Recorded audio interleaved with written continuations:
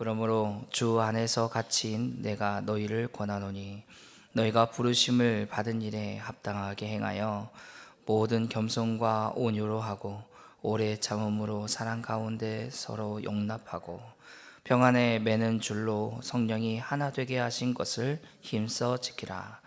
몸이 하나요 성령도 한 분이시니 이와 같이 너희가 부르심의 한 소망 안에서 부르심을 받았느니라. 주도 한 분이시요 믿음도 하나요 세례도 하나요 하나님도 한 분이시니 곧 만유의 아버지시라.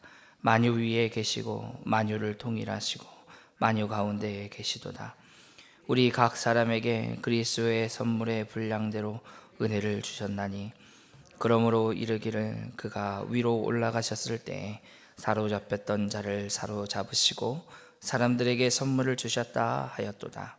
올라가셨다 하였은즉 땅 아래 낮은 곳으로 내리셨던 것이 아니면 무엇이냐.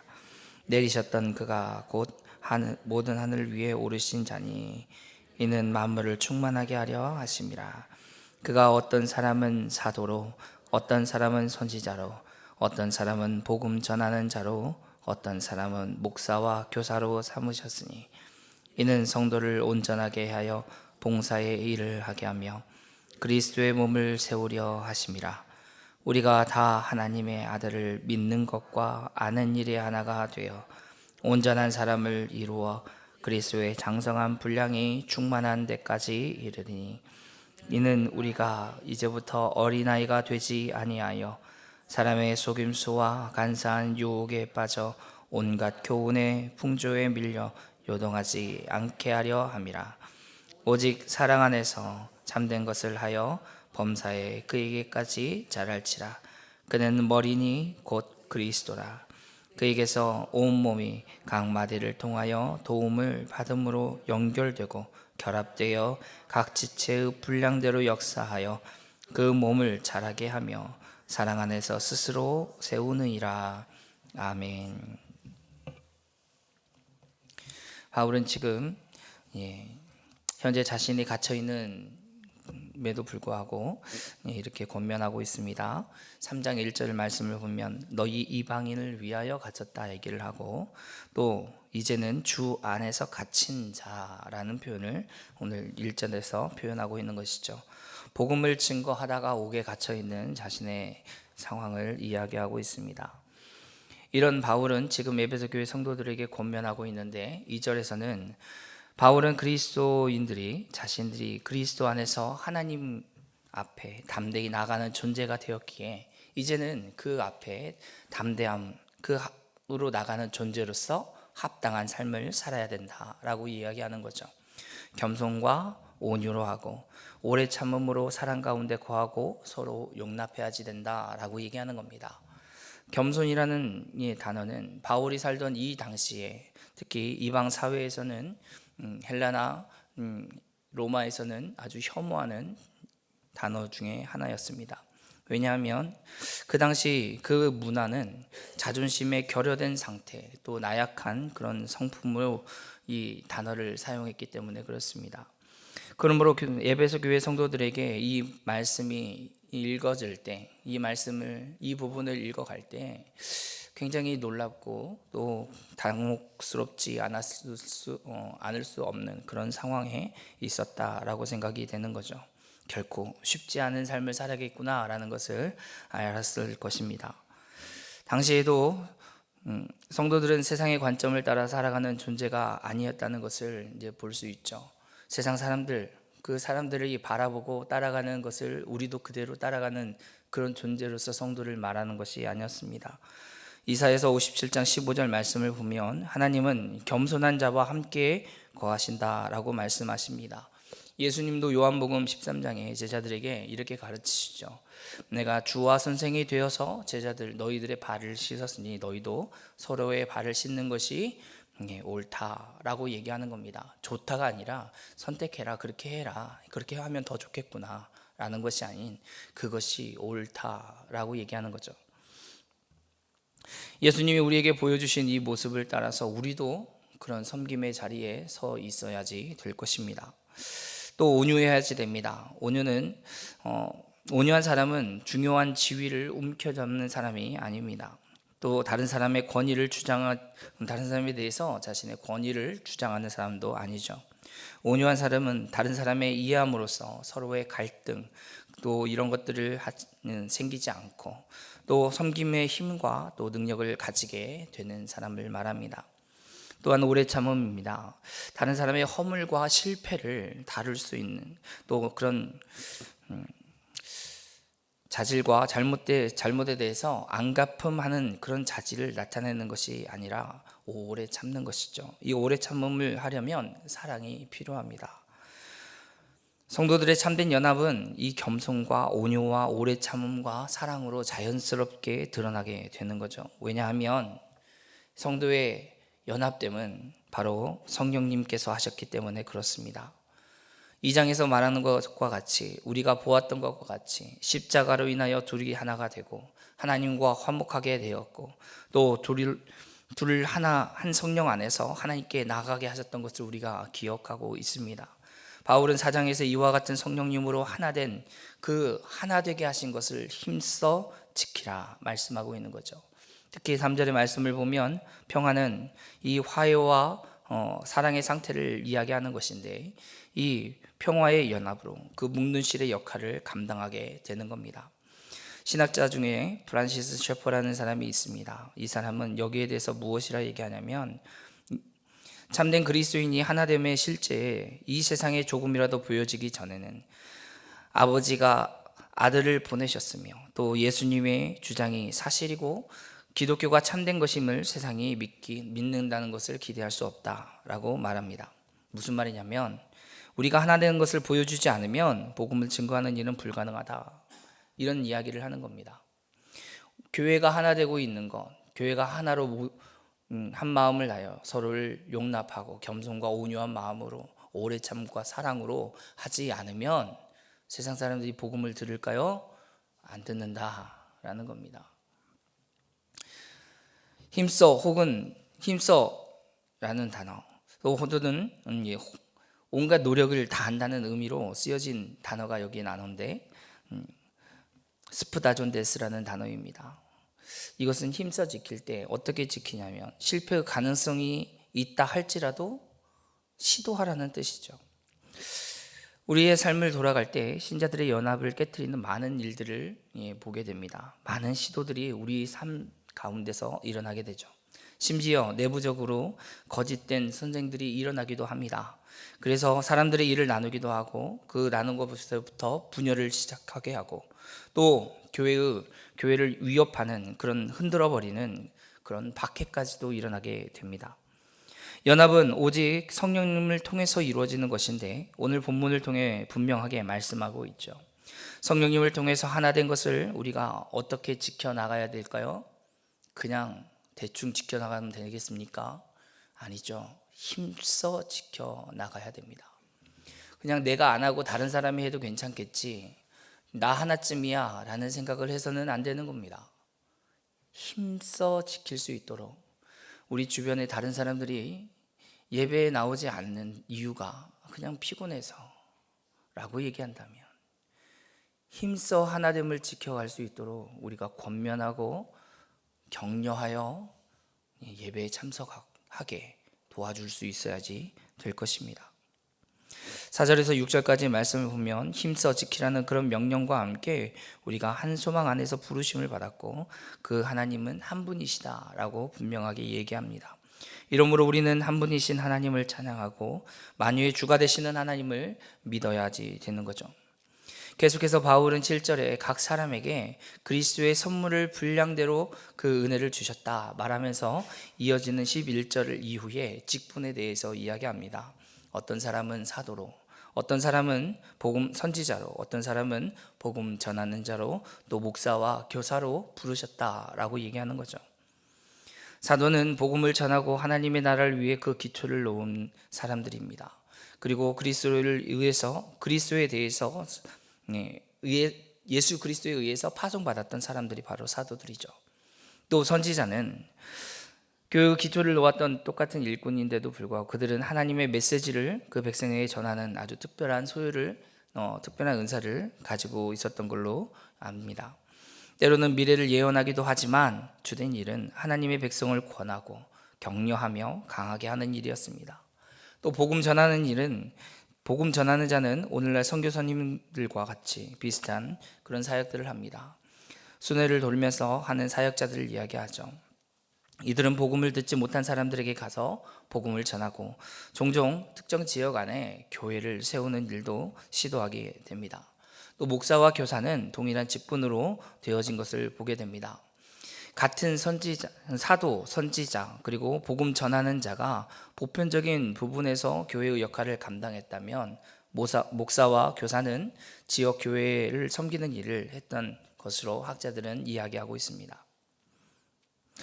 이렇게 여러 가지 직분을 교회 안에 세우신 이유가 12절에 기록되어 있는데, 먼저는 성도를 온전하게 하기 위한 겁니다. 사도와 선지자와 복음 전하는 자와 목사와 교사가 어떤 특별한 직책을 갖고 있는 것이 아니라 성도를 온전하게 하기 위한 일이라는 거죠. 온전하게 하다는 것은 부러진 뼈를 고정하는 것과 같이 바로잡거나 훈련이나 복구를 위해서 완전하게 하는 것을 의미합니다. 사도와 선지자, 그리고 복음 전하는 자와 목사와 교사는 봉사의 일을 하도록 성도를 준비시키는 겁니다. 온전하게 하는 것입니다. 그러므로 그 결과적으로 어떤 일이 일어나냐? 그리스도의 몸이 세워지는 거죠. 그리스도의 몸된 교회가 세워지는 것입니다. 온전하여 봉사의 일을 하게 되는 겁니다. 하나님은 우리를 그분의 몸된 지체로 부르셨습니다. 그 어느 누구도 구경꾼으로 또 관객으로 그냥 남아 있을 수 없는 겁니다. 모든 사람은 봉사의 일을 해야지 되는 거죠. 우리 중에 그 어떤 사람은 이 임무를 행하고 어떤 사람은 다른 일을 행할 수 있습니다. 우리는 보통은 이렇게 생각을 하죠. 혼자 일하는 것에 대해서 좀 과대평가하는 부분이 있고, 또 단체로 일하게 되면 과소평가하는 부분이 있게 됩니다. 그런 경향을 띱니다. 하지만 그리스도의 몸으로서 우리가 함께 일을 할 때 우리는 혼자 할 수 있는 일보다 더 많은 일을 할 수 있게 됩니다. 함께 일함으로 인하여 교회는 그리스도의 충만하심으로 나타나게 되는 거죠. 그러므로 우리는 하나님의 아들을 믿는 것과 아는 일의 하나가 되어 온전한 사람을 이루어 가야지 됩니다. 온전한 사람이 되는 것은 열심히 봉사한다고 되는 것이 아닙니다. 온전한 사람은 열심히 맡겨진 일에 충성되이 사역을 한다고 되는 것이 아닙니다. 우리 주 예수 그리스도를 알아갈 때, 믿고 아는 일의 하나가 되어 힘쓸 때 온전한 사람이 되어가는 것이죠. 저와 여러분이 그래서 계속해서 예수님을 믿는 것과 아는 일에 힘쓰는 자가 되기를 원합니다. 이와 같이 그리스도의 장성한 분량에 충만한 데까지 자라게 되면 믿음의 성숙함으로 인하여 어린아이와 같이 무력한 자가 되지 않습니다. 믿음이 성숙하지 않으면 계속해서 어린아이와 같이 남아있게 되는 거죠. 사람들이 속임수를 쓰는데도 그게 속임수를 쓰는 건지를 분별하지 못합니다. 유혹을 하는데도 그것이 유혹인지를 알 수가 없는 거죠. 온갖 교훈에 풍조에 밀려 요동한다 하는 표현이 딱 맞는 수준의 사람이 되어 있게 됩니다. 오늘날이 이와 같은 모습을 많이 볼 수 있는 시대 아니겠습니까? 말씀은 듣긴 듣지만 분별하지 못합니다. 라디오나 TV를 켜서 기독교 채널을 돌리지만 그 말씀이 선포되어질 때 이게 정말 하나님이 이 성경대로 말씀하시는구나 라는 걸 분별하지 못하는 시대. 누군가가 인기가 있고 좀 영향력이 있다면 따라다니면서 즐겨 듣는 그런 시대. 기독교에 관련된 많은 서적들이 교회 백화점이라는 곳에 많이 진열되어 있지만 무엇을 읽어야 할지, 어떤 것을 경계해야 될지 스스로를 판단할 수가 없는 그런 시대. 여러분, 우리가 살고 있고 우리가 서 있는 곳이 바로 그런 곳입니다. 우리의 신앙의 수준, 우리의 모습에 이와 같이 불안한 그런 시대에 우리가 살아가고 있습니다. 온갖 교훈에 풍조에 밀려 요동하는 그런 모습 때문에 여러 가지 인터넷에 떠돌아다니는 동영상을 바라보면서 이것이 무엇인지를 분별하지 못하는 거죠. 신사동 운동이 무엇인지를 분별하지 못해요. 그걸 보면서 와, 주님 오실 때가 다 됐구나. 지금도 주께서 말씀하시는 그 말씀, 그 사도의 역할이 계속되어지고 있구나 라고 보는 거죠. 이게 잘못된 것인지를 모르고요. 다른 사람 이야기가 아니라 제 얘기입니다. 제가 그랬습니다. 모를 때는 분별할 수가 없더라고요. 여러분, 경건주의가 어떤 것인지, 자유주의는 무엇이며 또 어떤 생각을 가지고 이어가는지, 슐라이마허가 지배하던 그 19세기에 개인적인 종교적인 감흥에 중시됐던 그때는 그 시대에 합리주의가 대중화됐던 그때에 나타났던 이 자유주의로 인하여서 미국 장로교가 분열이 되었고 그 영향을 한국교회가 그대로 이어받았습니다. 그런 자유주의가 무엇인지를 분별할 수 없는 이때, 그때 우리가 여기에 서 있는 겁니다. 하나님의 말씀을 알고 그 말씀을 연구하고 또 그 말씀이 어떠한지를 계속 상고한다면 분명히 분별할 수 있는데도 불구하고 말씀을 읽지 않고 상고하지 않고 또 연구하고 알아가는 일에 힘쓰지 않고 배우는 일에 함께하지 않는 우리의 현실의 모습이죠. 사랑하는 성도 여러분, 그러므로 우리는 더욱 믿음으로 하나님의 말씀을 배워가는 일에 힘써야지 됩니다. 악하고 패역한 시대라고 말하지만 지금 우리가 악하고 패역한 시대인지를 분별할 수 없는 우리의 현 상황을 보면 안타깝다고 생각하며 하나님의 말씀을 더욱더 연구해 가야겠다, 알아가야겠다, 배워가야겠다, 힘쓰는 자가 되어야 되는 거죠. 그런데 사랑하는 성도 여러분, 우리는 서로 연결되어 있습니다. 우리는 따로 끊어져 있는 것이 아니라 서로 연결되어 있습니다. 나만 잘하면 될까요? 어떤 TV 프로그램에서는 나만 아니면 돼 이렇게 얘기하던데, 나만 아니면 됩니까? 나만 잘하면 되겠습니까? 오늘 본문에는 우리가 온몸의 각 마디를 통해 서로 도움을 받고 연결되어 결합되어 각 지체의 분량대로 역사하여 그 몸을 자라가게 한다 하고 얘기하고 있는데, 나만 잘하면 될까요? 우리 구역에서 나만 잘하면 되겠습니까? 우리 교구에서 우리 구역만 잘하면 되나요? 우리 교회 안에서 내가 맡은 부분만 열심히 하면 될까요? 사랑하는 성도 여러분, 우리는 서로 연결되어 있습니다. 다른 사람이 한쪽이 무너지면 우리도 자연스럽게 무너지고 아파해야지 되는 게 교회의 모습이요, 우리의 모습이에요. 어디서부터 이런 아픔이 사라졌고 어디서부터 나만 아니면 된다는 생각으로 우리가 살아가고 있는지 다시 한번 점검해 보기를 원합니다. 저와 여러분이 그리스도 안에 서로 연결되어 있다는 사실을 분명히 깨닫고 우리의 스스로의 역할을 감당할 뿐 아니라 사랑 안에서 서로를 돌아보며 이 놀라운 은혜를 함께 나누는 저와 여러분이 되기를 바랍니다. 우리만 배우는 자리에 서지 마시고 다른 사람들도 데려다가 배우는 자리에 세워서 어린아이와 같은 신앙이 아닌 믿음으로 자라는 신앙으로 함께 자라가는 저와 여러분이 되기를 주님의 이름으로 축원합니다. 기도하겠습니다. 사랑의 하나님, 감사합니다. 우리를 그리스도의 각 지체로 부르시고 서로 연결되어 연락되어 함께 자라가는 하나님의 몸된 교회의 지체로 우리를 삼으시니 감사합니다.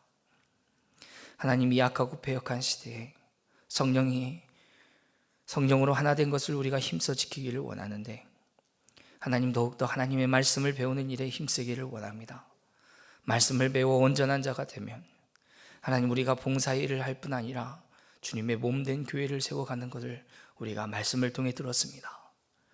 주님, 이 악하고 패역한 시대 가운데 주님의 몸된 교회가 든든히 세워져 가기를 원하는데, 우리가 주님을 알아가는 일을, 하나님을 알아가는 일을, 주의 말씀을 읽고 묵상하며 그 말씀을 알기 위해 힘쓰는 일을 저버리고 있는 것은 아닌지 주님, 우리를 불쌍히 여겨주셔서 우리에게 은혜와 능력을 더해 주셔서 날마다 말씀 가운데 거하는 하나님 백성 되게 하여 주옵소서. 감사드리며 예수님의 이름으로 기도합니다. 아멘.